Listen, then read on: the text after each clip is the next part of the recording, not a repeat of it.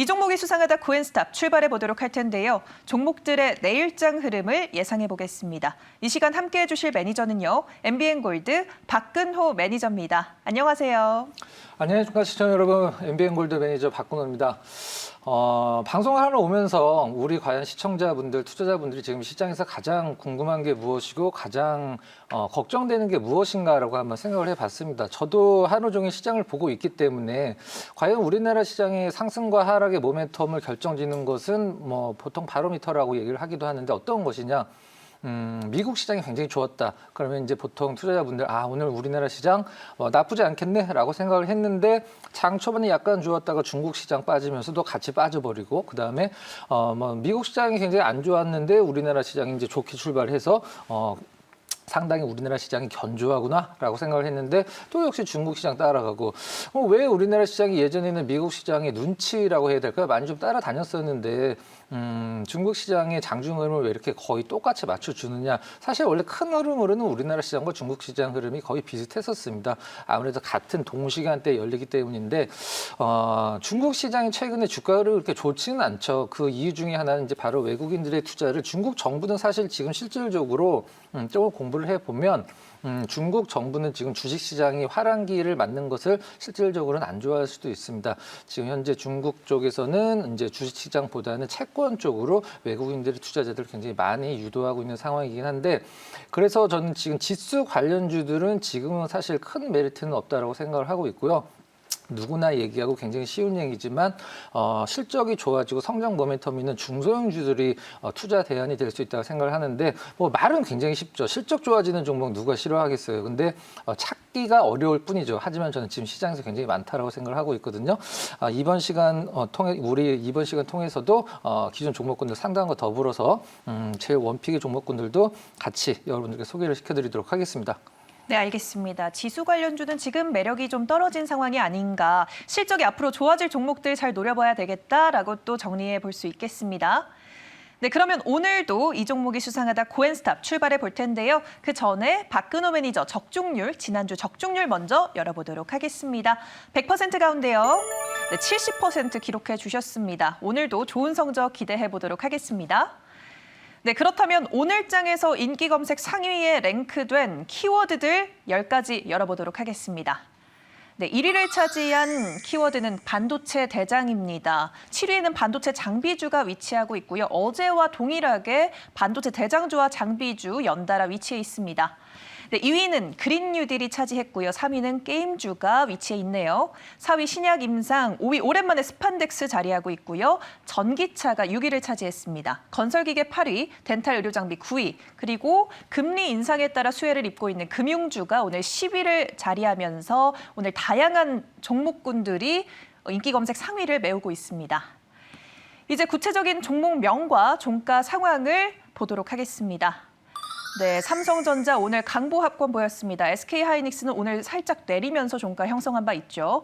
한화솔루션 참 오랜만에 봅니다. 오늘 6%대 상승 탄력 얻어갔고요. 대부시스터즈 오늘 장중에 상한가 언저리까지 올라간 바 있습니다. 종가 또한 28% 급등하면서 형성했는데요. 신작에 대한 기대감이 언제까지 이어질지가 주목됩니다.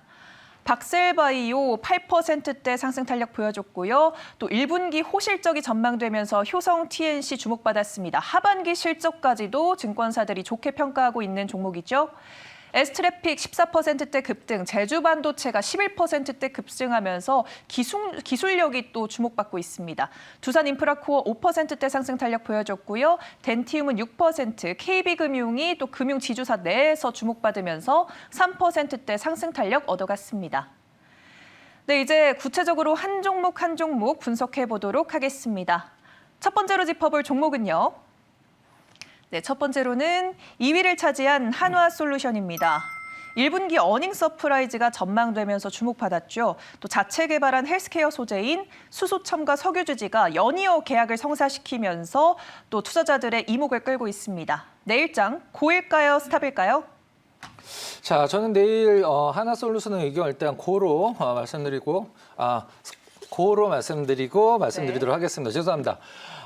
일단 가장 중요한 거는 우리가 아무리 좋은 종목이더라도 수급이 받쳐지지 않으면 떨어지게 되겠죠. 하지만 뭐 아무리 안 좋은 종목이라도 수급이 들어오기 시작하면 올라가는데 이제 방금 이제 설명을 잠깐 나간 이제 수청수제 관련해서 뭐 올해 성장률을 거의 뭐 100% 이상 높게 본다라는 내용도 시장에서 오늘 하나솔루션의 상승에 한몫했다라고 생각을 하고 있고 다른 건 아닌데 이제 수급이 들어오면 뭐 괜히 들어오진 않겠죠. 사실 실제적으로 이 정도 하나솔루션의 종목에 일단 1분기 실적 굉장히 좋게 보고 있고 컨센서스도 굉장히 잘 나와주고 있습니다.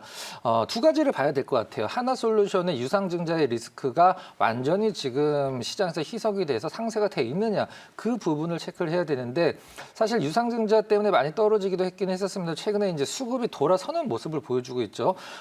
하나솔루션의 안 좋은 부분은 사실 유통밖에 없습니다. 이제 보통 뭐 하나 갤러리의 백화점이라고 보통 표현할 수도 있는데 그 부분 빼고는 지금 다 좋아요. 이제 수급만 들어오면 되는데 굉장히 장기간 동안 빠져있던 수급이 최근에 다시 좀 돌아오고 있습니다. 그리고 화면에서 같이 외국인들과 기관의 수급을 좀 체크를 하면서 볼 텐데, 자, 수급이 굉장히 외국인들과 기관이 많이 사고 있다라는 것은 그걸 우리가 보통 오버행이라고 이제 표현을 할 수도 있거든요.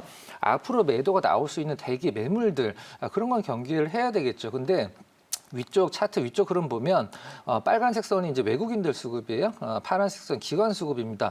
굉장히 긴 시간 동안 매도가 나온 후에 지루하게 나왔죠. 나온 후에 주가도 같이 좀 답보적인 흐름을 좀 보여줬습니다.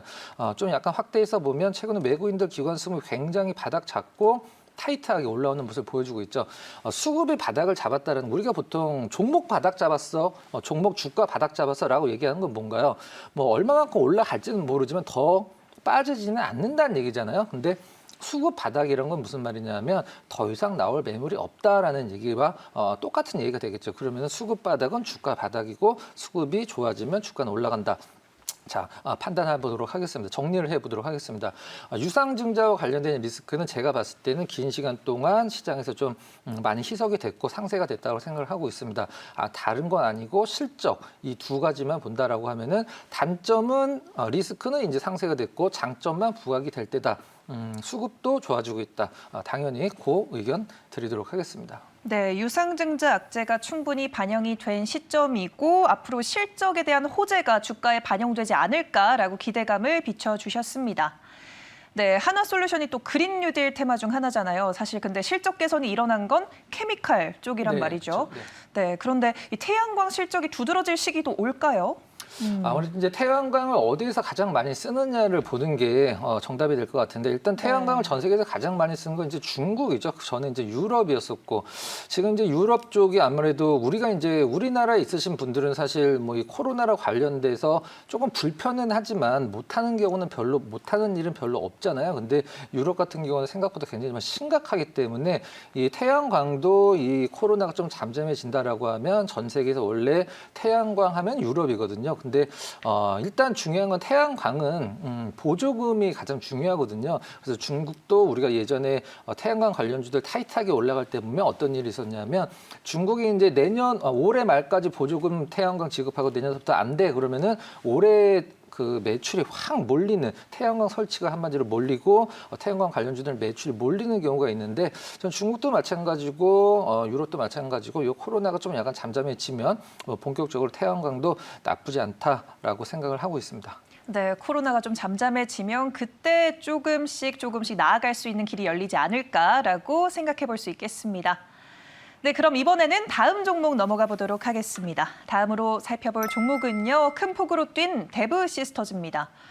최근 내놓은 쿠키런 킹덤의 흥행으로 주가가 이미 세 배나 뛰었는데요. 오늘도 급등을 보여줬습니다. 내일장도 고일까요? 아니면 스탑일까요? 전 개인적으로 뭐 주주분들한테는 죄송합니다만은 제 개인 의견입니다. 자, 스탑 의견을 좀 드리도록 하겠습니다. 우리가 보통 주식을 하면서 막 20%, 30%의 수익도 굉장히 크다라고 생각을 하시는 분들도 계신데 데이브 시스터즈 HMM 보면 텐베거라는 단어가 안 나올 수밖에 없는 기업이죠. 안 나올 수 없는 기업이죠. 10배가 올랐습니다. HMM도 마찬가지지만 사실 근데 시청자 여러분께서 이걸 한번 생각해 보시면 될 것 같아요.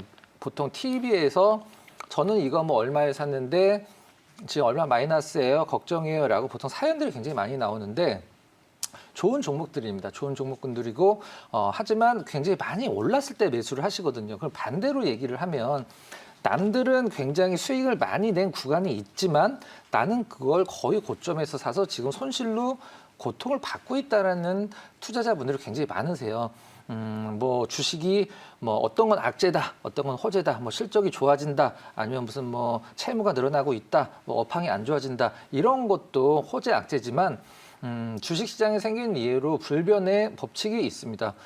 최대 악재는 많이 올랐다는 거고요. 최대 호재는 많이 내려갔다는 겁니다. 물론 뭐 같이 대비해서 산정을 했을 때 전 대부 시스터즈가 뭐 떨어지길 바라는 사람도 아니고 뭐 사실 더 올라갈 수도 있다라고 생각을 하긴 합니다만은 제가 개인적으로 봤을 때는 오늘 이제 보통 바닥에서 나오는 우리가 보통 뭐 매도 클라이막스라는 거래량이 있거든요.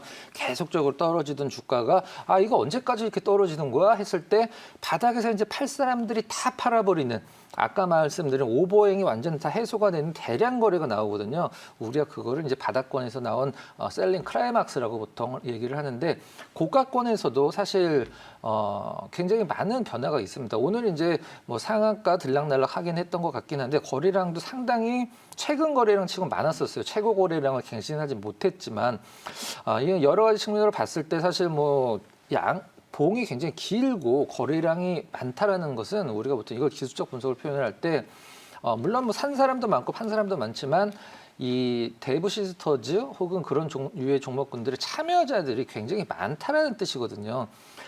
그래서 저는 뭐 떨어지길 바라는 건 아니지만 사실 쿠키런 좋고 다 좋지만 뭐 10배거 정도 됐으면 정말 너무 잘 올랐고 갖고 계신 분들은 큰 수익을 줬지만 개인적으로는 주가는 여기에서 스톱을 하는 게 좀 약간 합리적이지 않을까라는 생각을 해서 스톱 의견을 드렸습니다.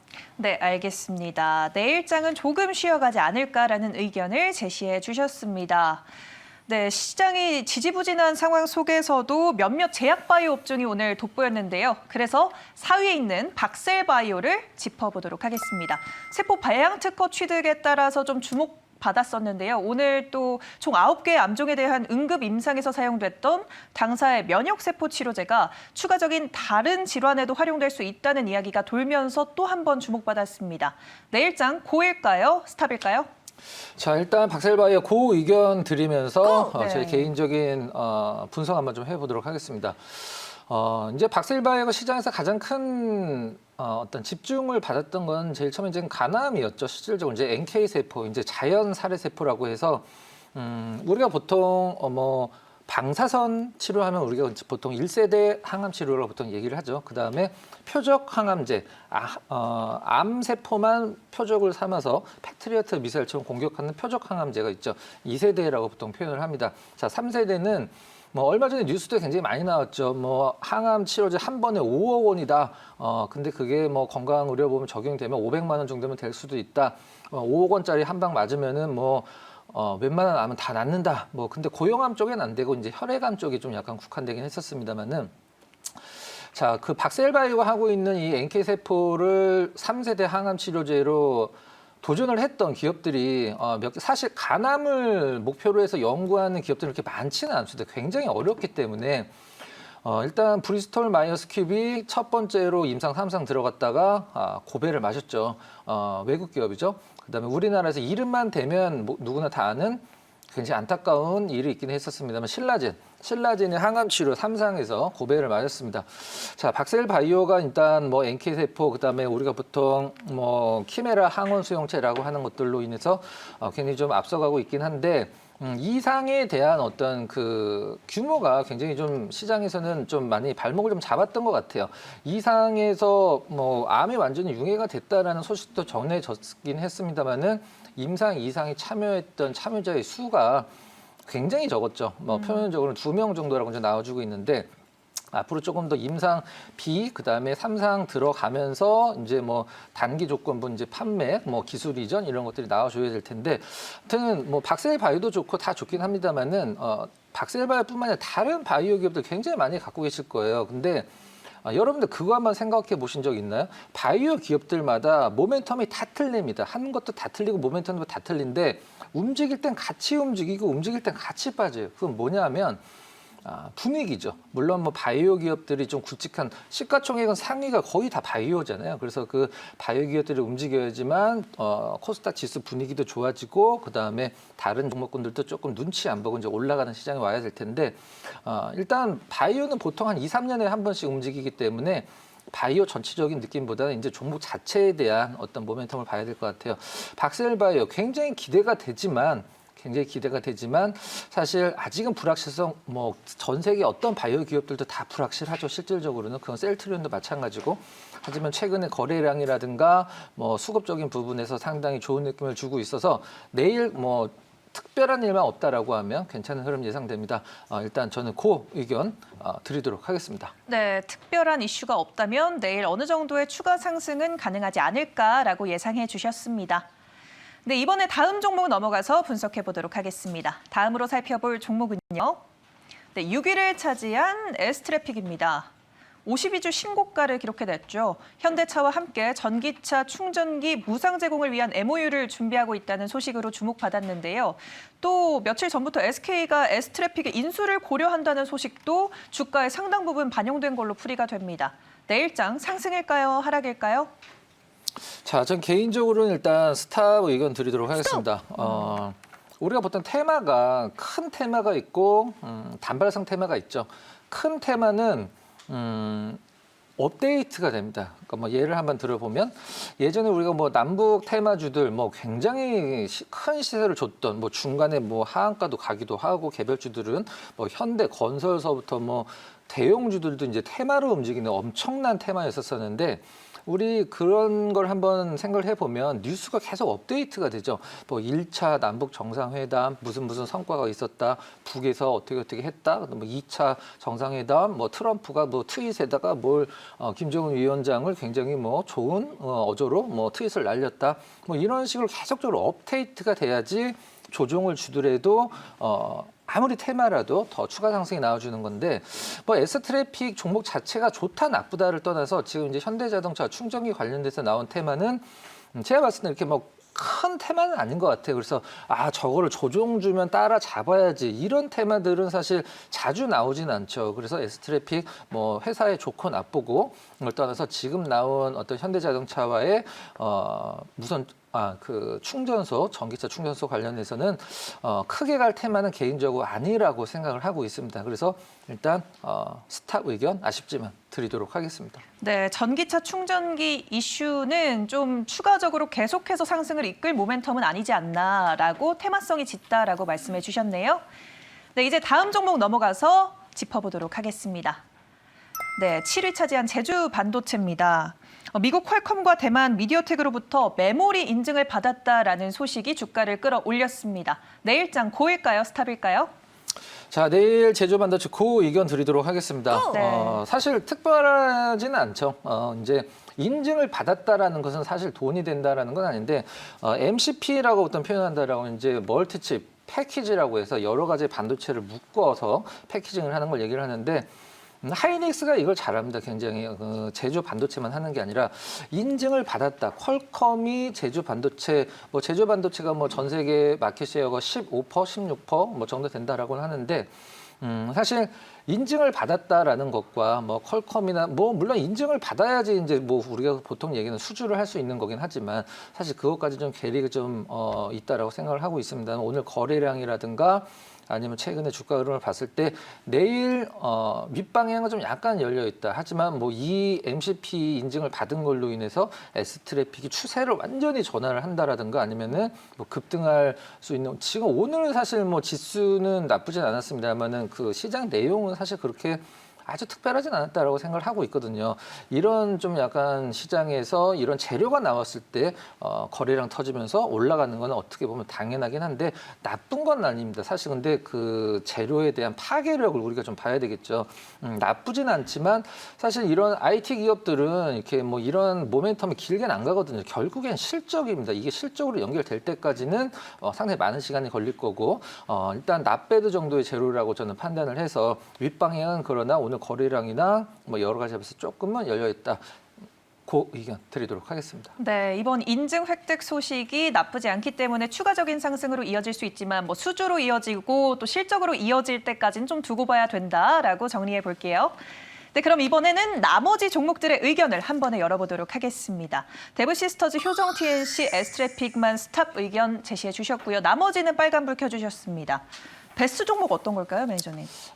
여기 오늘 저희가 다뤘던 화면에 나왔던 종목 중에서는 사실 이견이 있을 수가 없을 것 같은데 KB금융을 일단 베스트 종목으로 좀 뽑았고요. 이유가 있어야 되겠죠. 뭐 최근에 뭐 사실 저는 뭐 증권주, 금융주 사실 그렇게 좋아하지는 않는데 전 시간에도 한번 말씀을 드렸죠. 약간 뭐 속담식으로 얘기를 하면 뒤움박팔자예요. 시장에서 특별한 걸 할 수는 없지만 시장 상황에 따라서 이제 좀 좋은 평가를 받을 수도 있는데 지금 절대 뭐 나쁜 평가 나올 때는 아니고 은행주의 원탑이라고 생각을 하진 않지만 금융주에 KB금융은 원래 부동산 시장이랑 굉장히 많은 그 연관성이 있는 게 가장 연관성이 있는 게 KB금융이긴 한데 최근에 부동산 시장이 조금 시절상 좀 약간 침체로 접어들 가능성도 있긴 합니다만은 뭐 금리 인상에 대한 뭐 우리가 우려감이라고 표현을 하지만 금융주들은 금리 인상에 대한 기대감이라고 좀 바꿔야 되겠죠.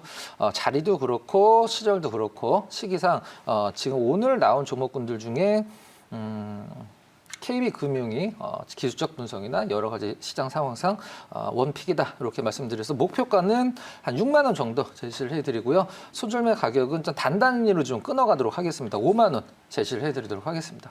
네, 알겠습니다. 오늘 베스트 종목으로는 KB금융 제시해 주셨고요. 목표가 6만 원 세워주셨습니다.